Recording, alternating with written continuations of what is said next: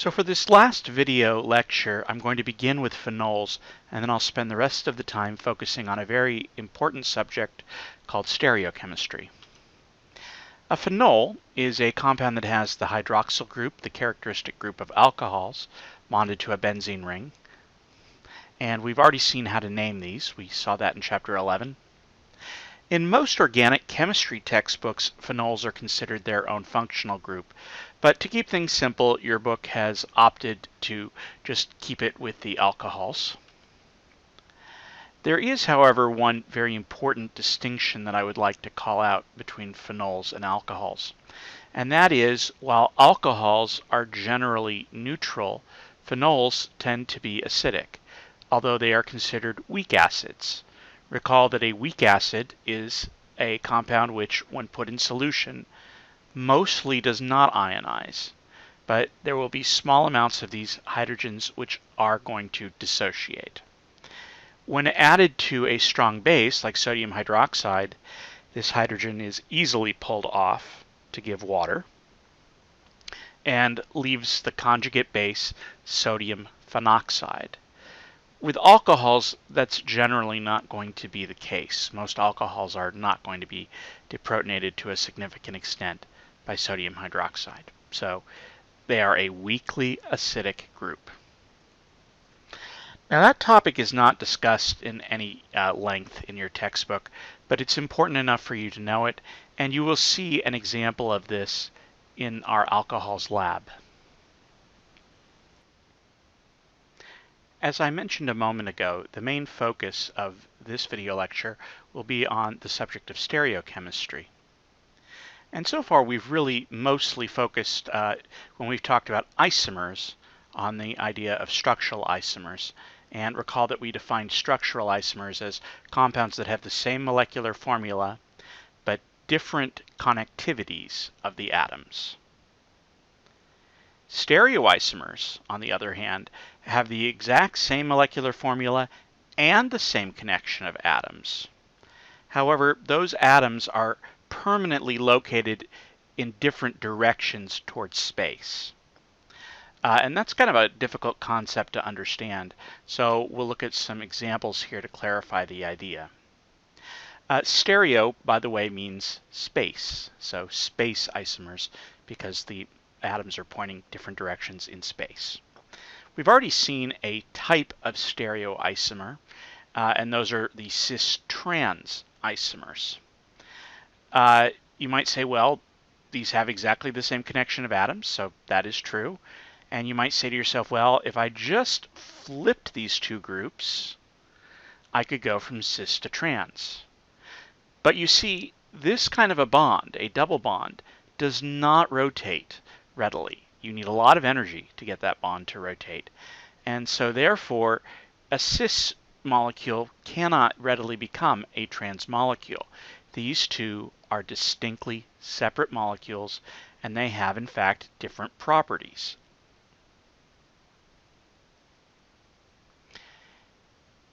Now, we're going to introduce the concept here of chirality, which is probably the most abstract concept that we are going to see when we talk about organic chemistry. The definition of chirality, or we say a molecule is chiral, is if it cannot be superimposed on its mirror image.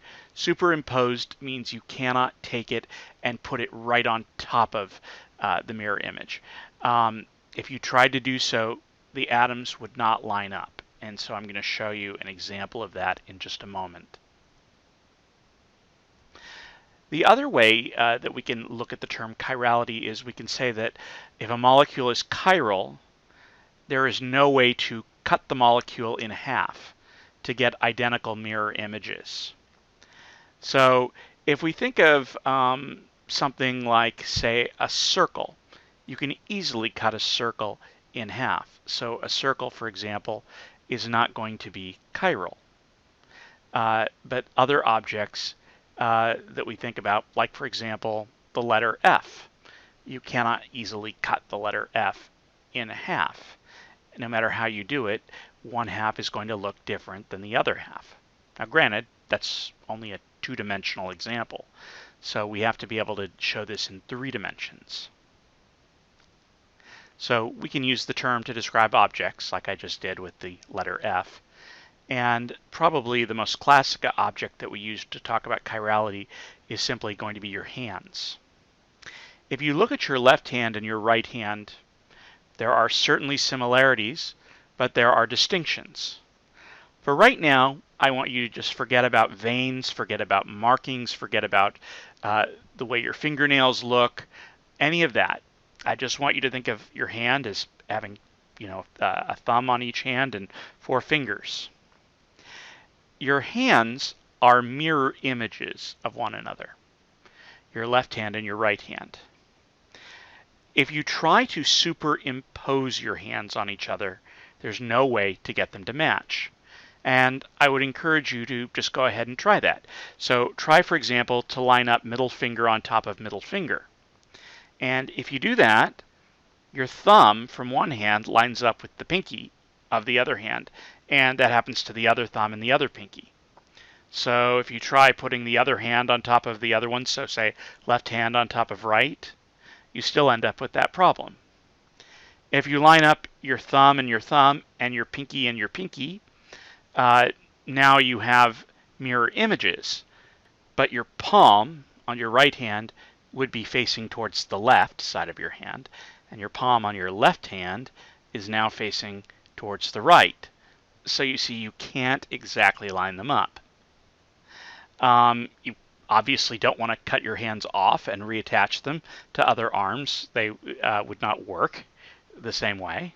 They would be misaligned. And going by the second definition of chiral, you can't just cut your hand down the middle and have both halves be exactly the same. If you try, for example, to cut a hand right down the middle finger, then on one side will be a thumb and on the other side will be a pinky.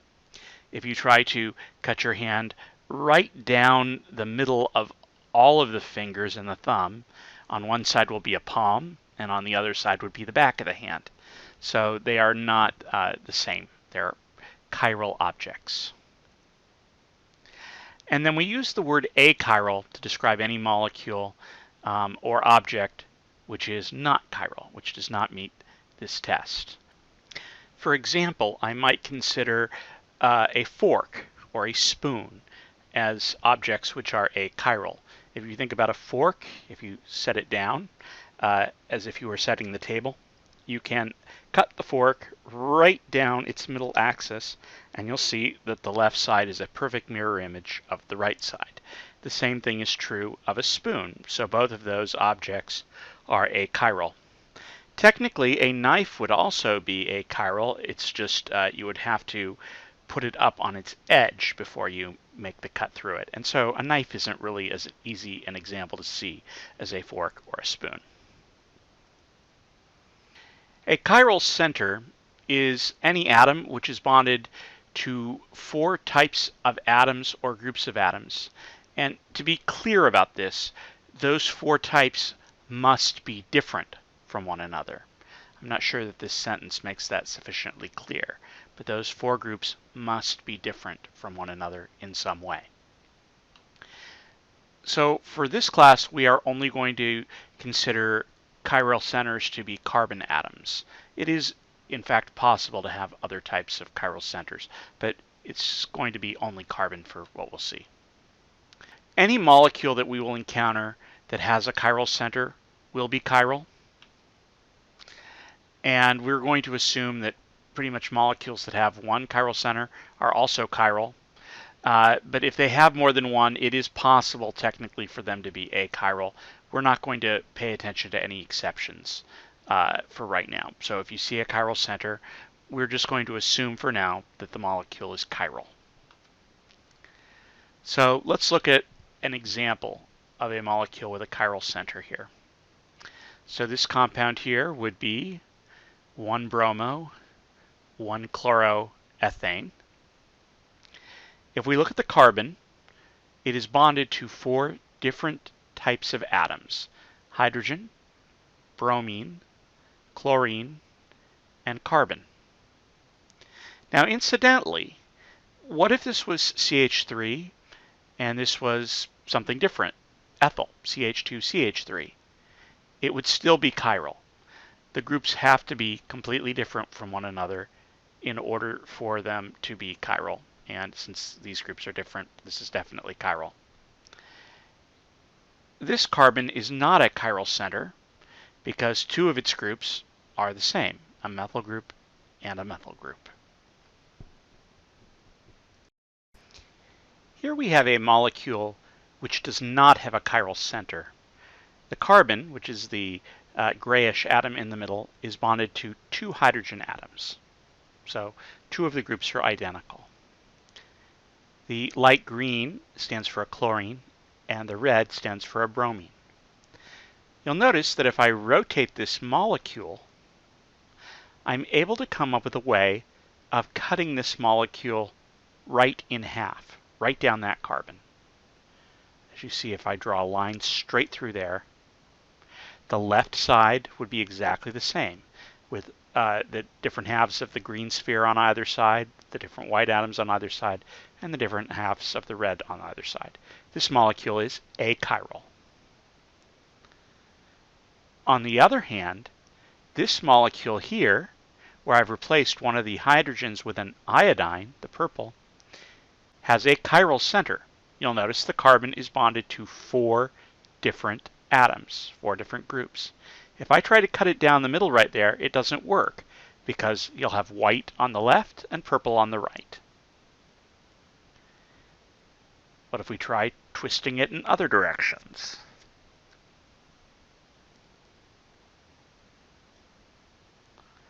What if I try cutting it through there?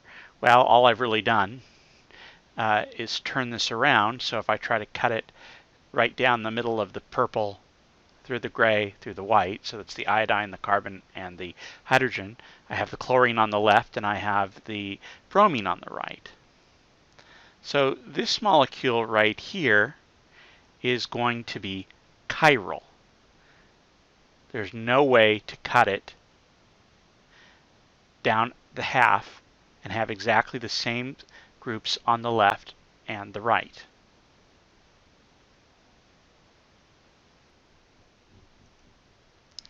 So for some practice here, I'm going to show you some molecules, and I would like you to identify all the chiral centers in these molecules. So take a moment to pause the video, and when you're done, we're going to go ahead and identify them. Remember, only carbon atoms can be chiral centers.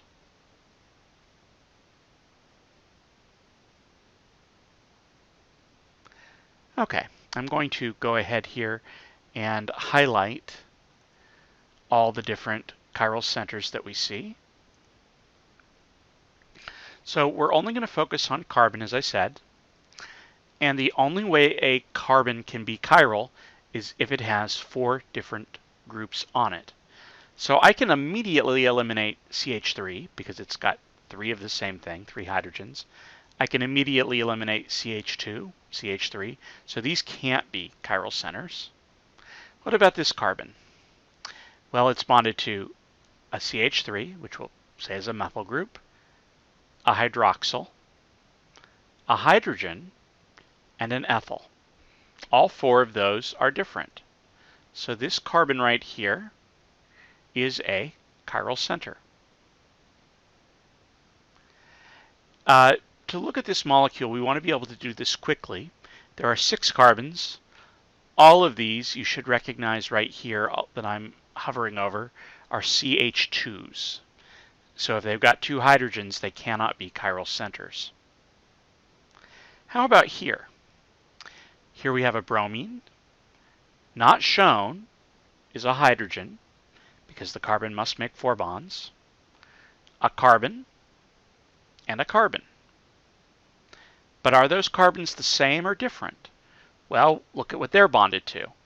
The carbon on the right is bonded to a chlorine and a hydrogen. The carbon on the left is bonded to 2 hydrogens. Those are different. And since those groups are different, this carbon right here would be considered a chiral center. The same thing is going to be true of this carbon right here, because it is bonded to a chlorine a hydrogen, which is not shown, a carbon with 2 hydrogens, and a carbon with 1 hydrogen and 1 bromine. So those are sufficiently different. So 2 chiral centers in this molecule. Now there's a lot of carbons in this compound, but I can go ahead and immediately eliminate all of the carbons in the benzene ring because, for one thing, they are only bonded to 3 different atoms in all of these cases. So this carbon, for example, is bonded to a carbon here, and a hydrogen here. It has to be bonded to 4 different atoms to be a chiral center. How about this carbon? Well, it's bonded to a chlorine, a hydrogen, a carbon, and a carbon, but these 2 carbons are distinctly different from one another. This is a carbon in a benzene ring. This is a carbon not in a benzene ring. So that's enough for me to say that this carbon is a chiral center. And if I look at this carbon, it is also a chiral center because these groups over here are different. Carbon with a chlorine, carbon with an OH, carbon in a benzene ring. So I can look at those and identify those as all clearly different from one another. Wherever we have stereoisomers, which are non-superimposable mirror images, we call them enantiomers. Let's repeat those terms one more time. You have non-superimposable mirror images. For that to be the case, you have to have a chiral center in the molecule, which means you're going to have a carbon with 4 different groups on it. So if they are mirror images of one another, that means they must have the same kind of groups on them, but they are going to be in different orientations in space, and they must be mirror images. So the very simplest examples are molecules that have 1 chiral center. And so enantiomers, like all of the stereoisomers, must have the same connection of atoms. Let's look at a fairly simple possibility here. So here I have what would be a methane. It's just the 1 carbon, but it's got bromine, chlorine, and iodine. So this would be bromo-chloro-iodomethane. Now let's look at this molecule here. You'll notice if we think of this dashed line as a mirror, these are perfect mirror images of one another. The chlorine to the chlorine, the carbon to the carbon, iodine to the iodine. Now, this is a chiral center. We can tell quite easily because they're bonded to, carbon is bonded to 4 different groups. Same thing over here. So these compounds are stereoisomers, and specifically, they are enantiomers.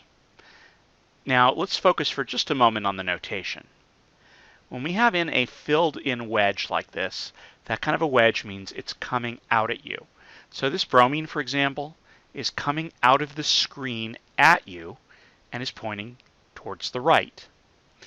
This hydrogen, on the other hand, is going away from you. So this hydrogen would actually be behind the screen that you're looking at and pointing towards the right. Here I have a pair of enantiomers.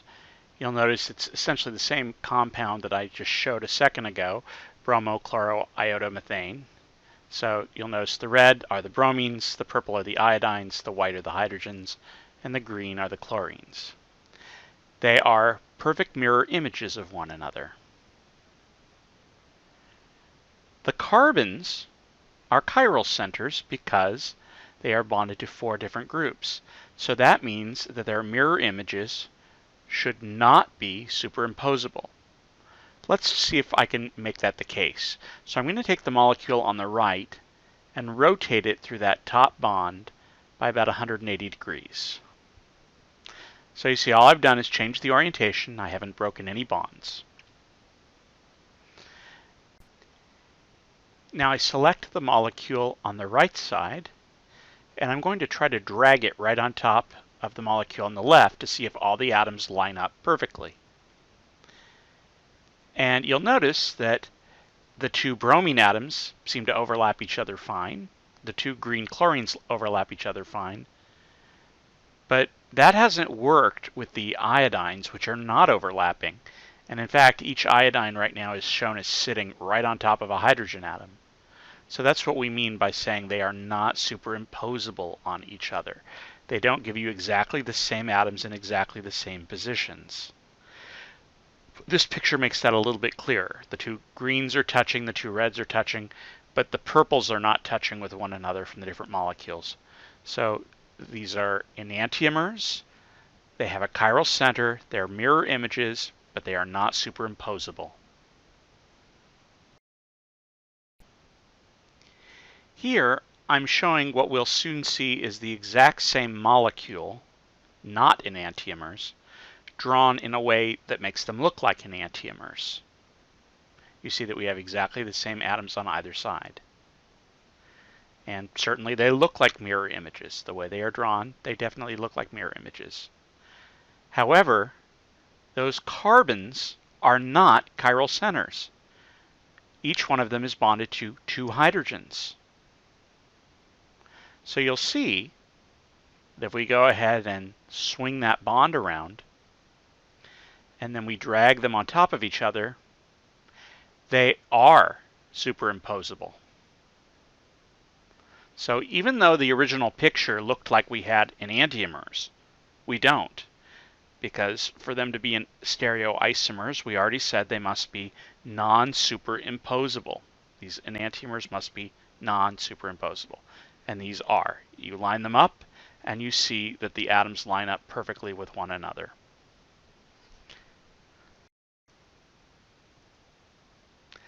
Now, we introduced this subject because many of the biologically important molecules that we're going to encounter in this class, particularly carbohydrates and amino acids, have at least one chiral center. We'll study the carbohydrates in Chapter 14, and we'll be studying the amino acids in Chapter 16. Now, trying to draw these out with all of the chiral centers being shown correctly is quite difficult. So we simplify this in a way by using what we call Fischer projections. And the way that we draw a Fischer projection is we draw a cross with our four groups pointing in the different directions of the cross. So the way that this is going to be interpreted here is, here's our cross. Wherever the cross meets is a carbon atom. So that's our chiral center right there.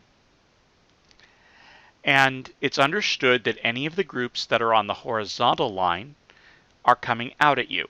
So this hydrogen is coming out at you and pointing to the left, and this bromine is coming out at you and pointing to the right. The iodine and the chlorine on vertical lines are going away from you. So iodine is going up and into the screen, and chlorine is going down and into the screen. If you'll notice, these two Fischer projections are mirror images of one another. So you'll see that the bromine is on the same side as this bromine. The hydrogen is on opposite sides. And if you compare the way these structures are drawn, these are enantiomers. And in fact, these structures here are exactly the same as the structure we saw on the left in the previous figure that we just looked at. And this figure on the right is the same as the one in the previous figure we saw. Ultimately, the reason this is important in biological molecules is because, and this is a statement that biologists make fairly often, shape determines function. And in particular, the three-dimensional shape of a molecule determines its function. So just like a key will only fit a certain lock, molecules with a certain three-dimensional orientation are needed to make certain reactions go. They fit into certain slots called enzymes or receptors in the body. Many drugs that we take, and this is legal drugs, of course, as well as illegal ones, contain a single chiral center. Some contain many chiral centers. And it's often the case that when we look at the chiral centers, if we have enantiomers, one of the enantiomers might have a beneficial effect and give you some kind of a curative effect on whatever is ailing you. And the other enantiomer might have a beneficial effect, but very often it does nothing at all, and the body simply passes it on. Or in some cases, it has undesirable side effects. For example, there is a psychiatric drug out there, I believe it is called Celexa, which is sold as a mixture of enantiomers. And one of the enantiomers deals with depression, whereas the other enantiomer can cause sexual side effects, loss of sex drive. A much more severe example of this kind of interaction occurred in Europe in the 1950s with the drug thalidomide. So thalidomide was widely prescribed for treating morning sickness in pregnant women. Thalidomide has a single chiral center, and therefore it was sold in an enantiomeric mixture. That means 2 enantiomers here. 50% of it was one enantiomer, and 50% of the mixture was the other enantiomer. While it was not known at the time, one of the enantiomers is what gave the beneficial effects and treated the morning sickness. But unfortunately, the other enantiomer migrated to the fetus, and in about 40% of the cases, the fetus simply did not survive. And in most of the remaining cases, there were significant abnormalities in the fetus, with limbs missing, hands attached at the ends of elbows, hands attached at shoulders, similar types of abnormalities with the feet. And so for this reason, we have to focus a lot when we're preparing drugs on whether different enantiomers have different effects. Now, this might seem like a very simple topic, but it isn't. Separating enantiomers tends to be extremely difficult and extremely expensive. And so the goal in producing these kinds of drugs is to find a way to produce only one mirror image without producing the other. And that is a very, very difficult assignment to many chemists. So now let's look at some molecules which may or may not be familiar. I'm certain that you are familiar with glucose, which is our primary carbohydrate source of fuel here. If you'll notice, I've drawn here 2 enantiomers of glucose. These are mirror images of each other. The one on the left is called D-glucose, and the one on the right here is called L-glucose. It turns out that in nature, only this enantiomer occurs. It is the naturally occurring one. The same thing with our amino acids. Here we have what is called L-alanine, and here we have D-alanine. And with amino acids, which are used to make proteins, only the L enantiomer occurs naturally. We don't encounter the D enantiomer. So this is, as I said, a bit of a tough topic. We're not going to go too far into this beyond what we've seen here, but it's important to understand this concept going into the biological chemistry chapters that come up towards the end of the class. Thank you.